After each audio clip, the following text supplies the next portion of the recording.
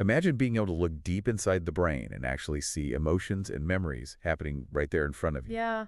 Well, that's basically what some scientists did in this new study from the Icahn School of Medicine at Mount Sinai. That's right. They had a very special opportunity. Okay, so what was so special about this study? They got to look at brain activity during meditation. During meditation. Mm-hmm. Now, how did they do that? So this study focused on a group of 8 patients with epilepsy. Epilepsy, okay. And these patients already had devices implanted for medical reasons to monitor brain activity. Okay, so they already had these devices in place. Exactly. And where were these devices? Yeah. In regions of the brain that are crucial for emotional processing and memory. Oh, wow. So they were already looking at the amygdala and hippocampus. That's right. So they essentially had a window into these parts of the brain that are usually incredibly difficult to study in such detail. Yeah, it's like a direct view. That's incredible. And what did they observe during meditation? Well, that's what I want to know.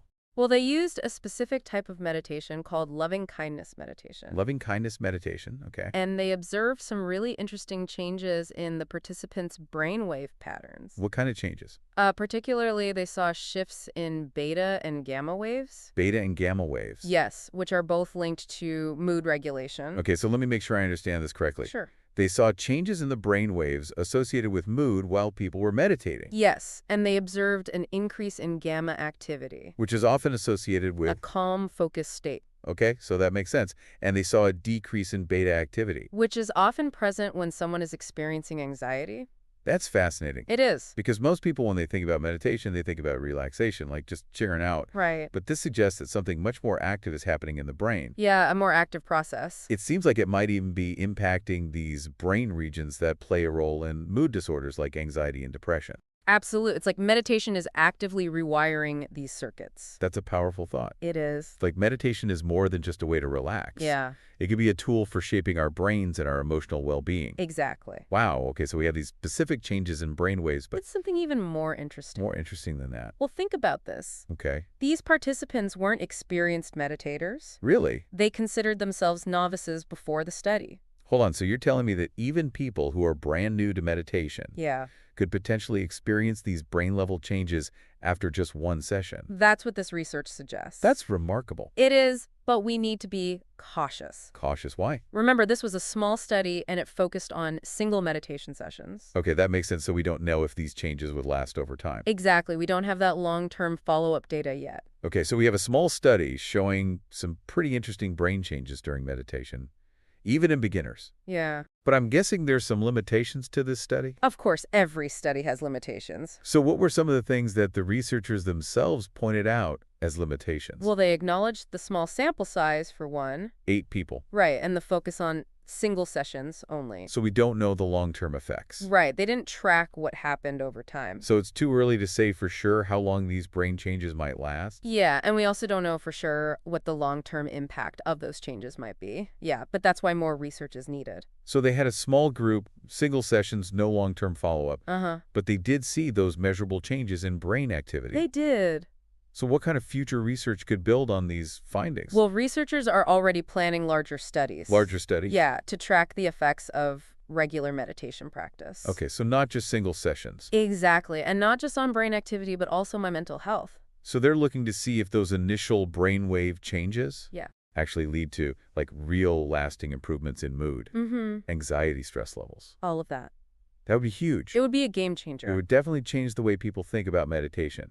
Right now, it's often seen as just a relaxation technique. Right. But this could turn it into an actual therapeutic tool. Yeah, a way to actually address mental health challenges. And the best part is What's that? meditation is accessible. It is. It's low cost, and it has no negative side effects. You know, that actually brings up a question for me. Go ahead. They chose a very specific type of meditation for this study, right? Yes, they did. It was loving-kindness meditation. Uh-huh. Also known as metta meditation. So why that particular type? Well, loving-kindness meditation involves cultivating feelings of compassion Okay. and goodwill towards oneself and others. So it's not just about sitting there and focusing on your breath. No, it's more active. More active, how You're actually directing positive intentions and kind thoughts, Okay. not just trying to empty your mind. So do you think that's why they saw those specific changes in brainwave patterns? It's definitely possible, Like the increased gamma and decreased beta? Right, there's a growing body of research suggesting that different meditation techniques have different effects on the brain. So it's like exercise for the brain. Kind of. Different exercises target different muscle groups. And different meditation techniques might target different parts of the brain. I see. And remember, these participants were meditating in a lab setting. Right. Not exactly a peaceful meditation retreat. It was at Mount Sinai in the quantitative biometrics laboratory. But they designed it to be a calming and comfortable environment. As much as possible, yes. So they were trying to control for those external factors. Exactly. Minimize distractions and make sure those changes in brain activity were due to the meditation itself. That's important. It is for the scientific rigor of the study. Okay, so this all sounds promising. It does. But there's one thing that we need to talk about. What's that? This study was done on people with epilepsy who already had these brain implants. That's true. Can we really say that these findings apply to everyone? Well, that's a good point. Like, can we generalize from this group to the general population? Not necessarily. We have to be careful about extrapolating the findings. The researchers themselves acknowledge that, right? Yes, they do. They point out that limitation in their paper. So more research is needed Yeah. to see if these same brain changes happen in people without epilepsy. And who are practicing loving-kindness meditation. Exactly. What else would you want to see future research explore? Well, I think it would be fascinating to compare different meditation techniques. Oh, yeah. See if they all have the same effects on the brain. Do they all lead to the same changes, or are there unique neural signatures for each type? Right, that's the question. And it would be really valuable to see how long these effects last. Absolutely. Not just after one session, but after weeks, months, or even years of regular practice. Long-term studies are crucial. If we want to really understand the impact of meditation on the brain, And on mental well-being. and to move beyond just anecdotal evidence, Right. and actually start to think about incorporating meditation into mainstream healthcare. Exactly. So it sounds like we've only just begun to explore this connection between meditation and brain science. Yeah, or just scratching the surface. But before we get too carried away, Okay. let's just take a step back and recap what we've learned so far. Sounds good. We're talking about a study that looked at brain activity during meditation. In a small group of patients with epilepsy. Right, and they used a specific technique called loving-kindness meditation, Which focuses on cultivating positive emotions. and they found some significant changes in brainwave patterns, Particularly in beta and gamma waves. which are linked to mood and anxiety. Right. And while the study had some limitations, Like the small sample size and the focus on single sessions. it definitely opens up a lot of possibilities for future research. It does. Yeah, it's a really exciting area with so much potential for future research. Definitely. So we've talked a lot about the technical details, the brain waves and the meditation techniques. Uh-huh. But what does all of this actually mean for people in their everyday lives? Well, that's the exciting part, isn't it? It is. If we can confirm these findings and build upon them, Yeah. it could completely change how we approach mental well-being. How so? Imagine a world where meditation is just as accepted as exercise or a healthy diet Okay. when it comes to taking care of our mental health. So instead of just treating mental health problems after they arise, Yeah. we're giving people tools to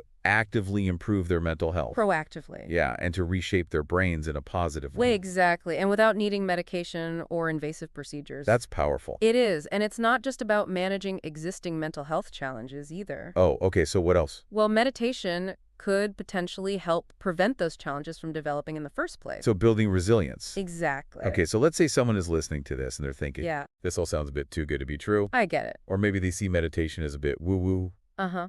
What would you say to them? I understand the skepticism, but this study and the researchers building around it Yeah, provides real evidence for what's happening in the brain during meditation. it's not just a feeling. No, it's measurable changes in brain activity. And remember, these changes were observed after just a single session of loving-kindness meditation. That's right. Imagine the possibilities with consistent practice. It's pretty mind-blowing when you think about it. It is. This study gives us a glimpse into the incredible potential of meditation To transform our brains. and ultimately to transform our lives. Absolutely. Well, this has been a truly fascinating deep dive into the world of meditation and neuroscience. I agree.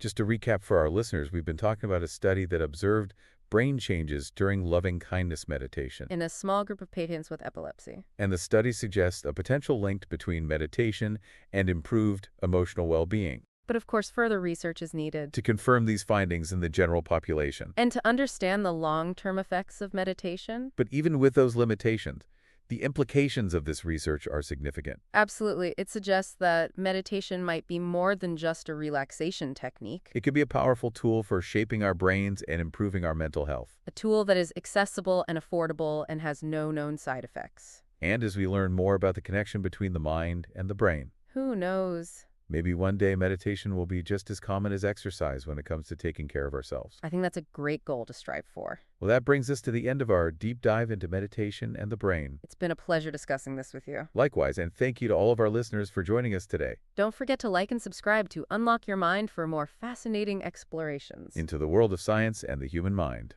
Until next time, keep those minds curious and open to new possibilities.